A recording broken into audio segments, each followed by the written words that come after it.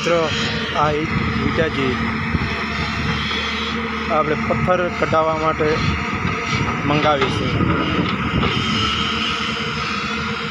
વાડીમાં પથ્થર હતા તો પથ્થર કઢાવી છે રહ્યા।